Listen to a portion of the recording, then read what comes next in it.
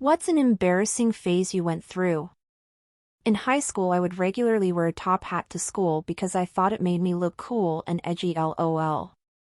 I used to wear an old, thrifted black trench coat and fake Birkenstocks to school in the 90s with a knitted beret. I wasn't sure if I wanted to be goth or grunge. But I was mostly supporting myself and definitely didn't have the money to buy more than a few pieces of clothing a year anyway. I bet that changed after the trench coat mafia was wrongly accused of being an instrument in the Columbine massacre. I was a junior in high school when Columbine happened. A boy in school always had worn a black trench coat. Always. He was nice but an edgy/outcast. I was an outcast too, but mostly BC I was a nerd. We were basically opposites. The day after Columbine, he was called to the office and forced to not wear his trench coat in class anymore. He had to leave it in his locker, I guess. He sat down next to me in class after it being taken away and I asked what happened. BC his coat was gone. He looked so humiliated/dejected. I felt awful for him. This was after everyone basically knew Columbine mostly happened due to bullying. Or at least that's all we knew at the time. I thought, how dumb are adults? Number 1, if he was part of some kind of gang or mafia, taking his trench coat away doesn't change that. Number 2, if he was on the verge of doing anything violent, let's piss him off.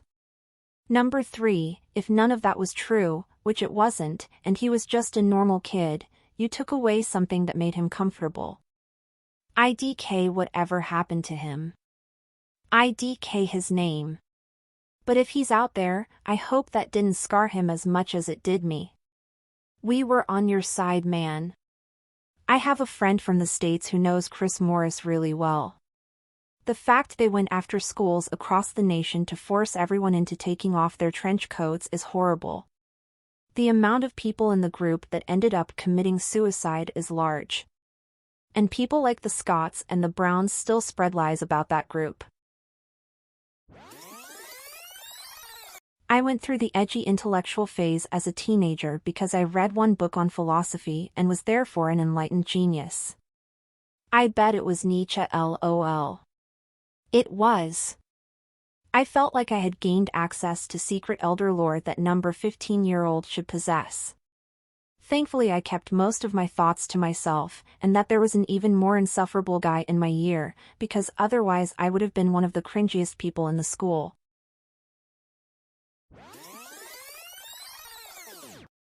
During an introductions game on the first day of second grade, 6 to 7 years old, I told the entire class that Amanda Bynes was my stepsister. I then kept up the charade for the school year. One kid even asked for an autograph and I gave him a piece of notebook paper with her name written down in my baby cursive handwriting. I once told a girl in my class that Melissa Joan Hart was my stepsister and the girl gave me a letter to give to Melissa that said how much she loved her and her show. That's crazy how similar our stories are. Not Sabrina the Teenage Witch.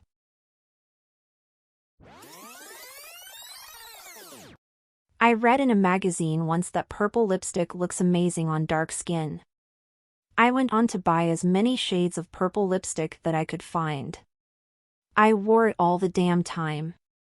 Looking back, I looked like a clown. I have yet to see anyone pull of purple or green lipstick. Looks like the person is poisoned. I've seen green look really good, but it takes very well coordinated makeup and clothes. Hey, that's 2/3 of my main lipstick colors. I get a lot of compliments on them, so I assume I look okay. TBF, you have to be extremely picky about what shade of green. I like an emerald green, some might look better in forest green, some might do well with a light spring green. Seafoam needs to die in a ditch. And coverage is everything. There is no such thing as a sheer black/green/blue/ etc. Full coverage or go home.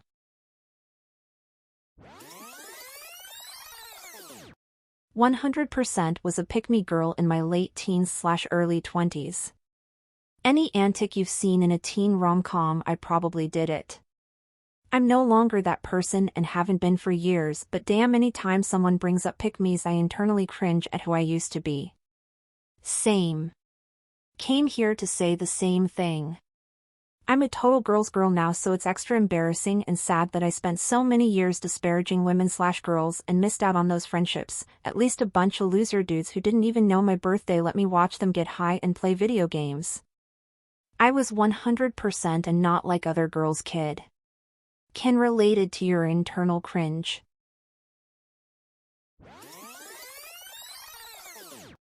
After I graduated from boot camp in the Navy and finished A school in Florida, I went home on leave and wore my dress blues to IHOP when I went to dinner with my family. This was back when the military was glamorized, so I considered it celebrity status. I was young and it was the pinnacle of achievement for me and wanted to show it off. And I figured I had the right to because I earned it. Now, I cringe every time I think back to when I did that. My dad just retired from the military.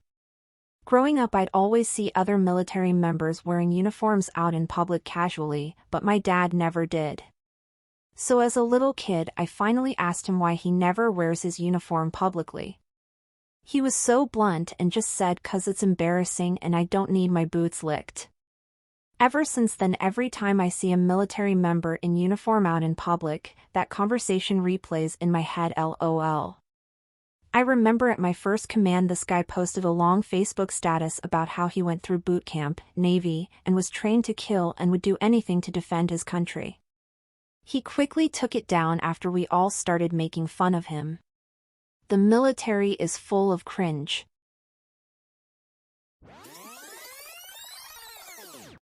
Undertale, I would reference Undertale, I would talk about Undertale, and I would even draw Undertale.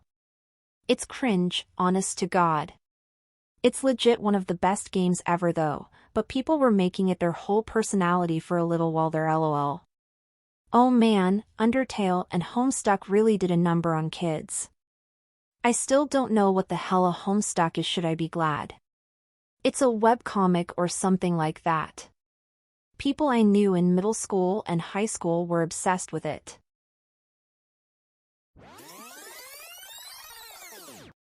Crystal/New Age spirituality girly. I went through that phase too. LOL. I try hard to forget late 2020, early 2022 me. I went through a hippie/crystal phase for a little bit, but I never actually believed in crystals. LOL. I just liked the aesthetics. It was a fun little phase and helped me to be more open to trying different styles. I'm also a stoner, so it was bound to happen at some point. Damn. That really is cringe.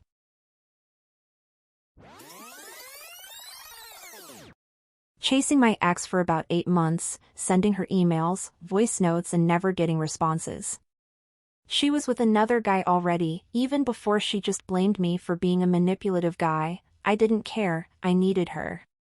I gave up the chasing thing when I heard she got married, congratulating her on an email too. It was stupid AF of me to do all of that. I lost my own self-respect, my pride and all the confidence I had in my own self. Never chase anyone, guys, never chase or beg. Unrequited love is painful. I'm glad you're in a better space now. Thanks for the advice, I'm dying from second-hand cringe. Oof. I did something similar when my first long-term relationship/first love ended. I was heartbroken and couldn't accept it was over. Even though I was hurting, my behavior was super cringe and probably only reinforced to them that they did the right thing by breaking up with me. She married him 8 months after you two broke up? Damn right.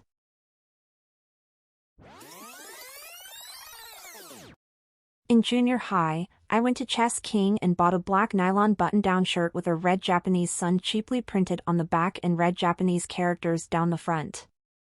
It had a big floppy collar and glossy black buttons. I wore that shit to school with the top 3 buttons unbuttoned. A 13-year-old kid in a rural New England town in 1986 wearing a cheap, shiny disco shirt that's at least 8 years out of fashion tucked into his Tuffskin jeans without a belt. Pure class at recess.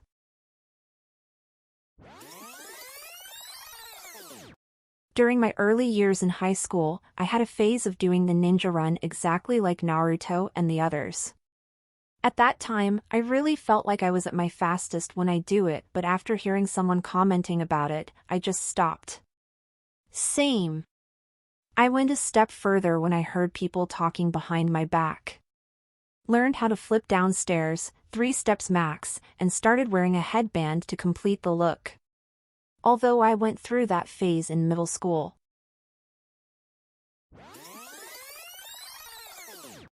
I have a thing where I pick up words and just use them a lot for no good reason, and I can't help it.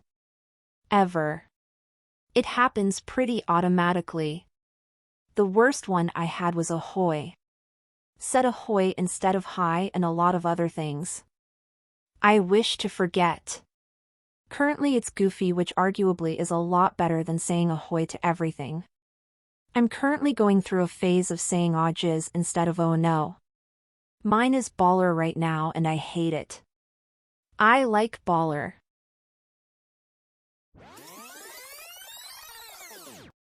I remember in school I just started to lie for no particular reason, so I lied about everything. It was like a game to check if others notice, I guess.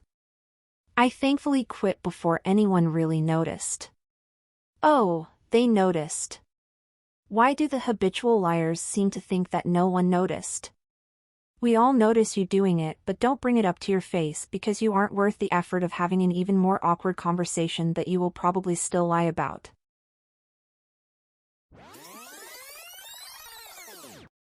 I went through a weeboo stage. I had a lot of embarrassing phases growing up, but that was probably the worst one. Some runner-ups include wanting to be a hip-hop dancer. I have zero rhythm and at the time I was very fat. The only upside to day one is I learned to pop and lock, but just with my arms. Went through an emo phase, once again, very fat teen that was no meant for skinny jeans and I wasn't allowed to straighten my hair, so I tried my best to keep to the look while sporting a loose curl afro. Went through a cringy phase where I wanted to be goth and be called something stupid like Raven Blood or something like that. I thought that drawing spider webs on my face was a perfect everyday look.